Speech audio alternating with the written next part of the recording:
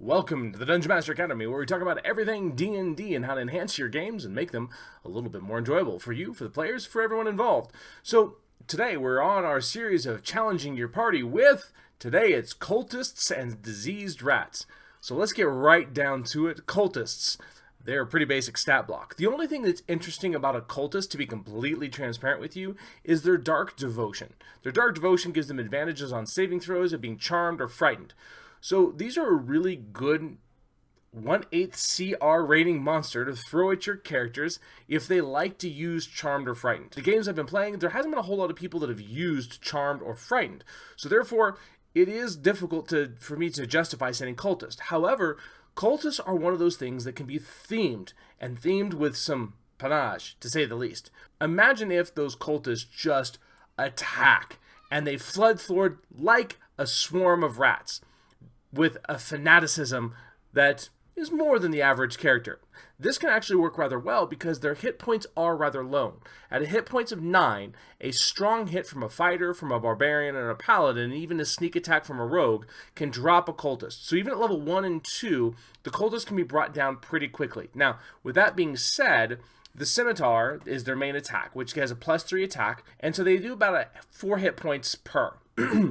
If your party is a group of 4 level 2 adventurers, you can throw quite a few cultists at them to make this seem intense.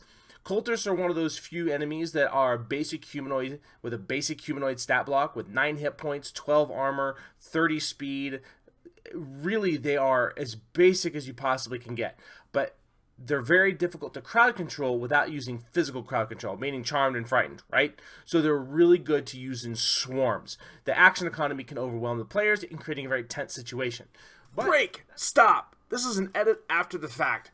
So as we were sitting there talking, and I was actually doing the editing, we realized that something that would be interesting to do with cultists would be a whole lot of fun is you had a village, and that village was having a problem, and there was, we haven't figured out that portion of it yet, but imagine this, if all the cultists were all of the mothers to all of the children that were in there. So you paint a picture of all the men fighting or something like that, or you can even swap it. But the bottom line is let the cultists be the caretakers of the young in a village. And it has to be all of them. Not 1, not 2, not 3, but imagine an entire village full of cultists. And they weren't sacrificing children or something like that, but they were up to something nefarious. So now you leave the characters in a dilemma to where they have to actually kill the villagers themselves that are going to cause something bad, but you paint the picture of them being good parents and taking care and being kind and courteous. The dichotomy that you creates a conundrum for the players that they have to deal with.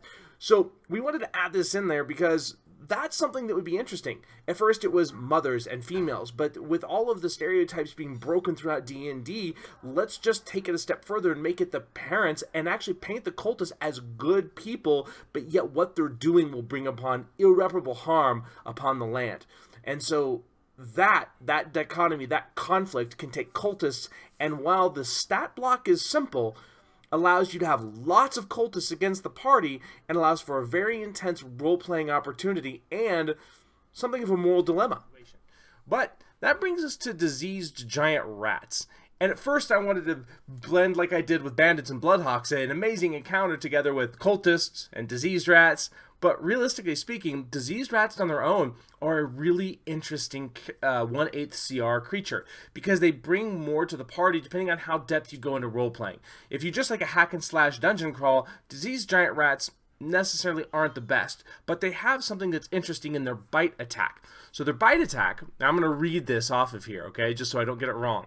+4 to hit, right? They have, only does 4 hit points. However, if the creature must succeed on a DC 10 Constitution saving throw or contracted disease.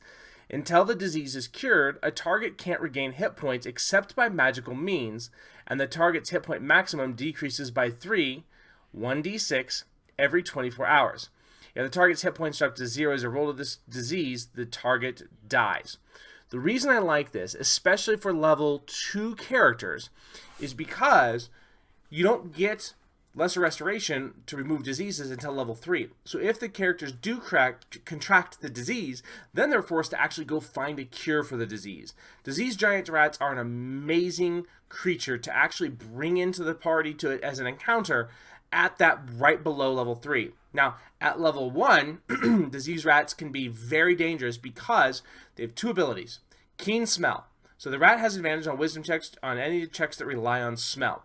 But more importantly, pack tactics. And I use pack tactics in the Bloodhawks as well. A rat has an advantage on attack roll against a creature if at least one of the rat's allies is within 5 feet of the creature and the ally isn't incapacitated.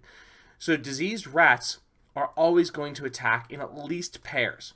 So that way, when you think of a diseased rat, they're going to, even though they're giant, which still means they're a small beast the size of a dog or a halfling, they are going to attack one individual as a group. So this is one of those things where if you do that, that becomes very dangerous for the fighters of your party.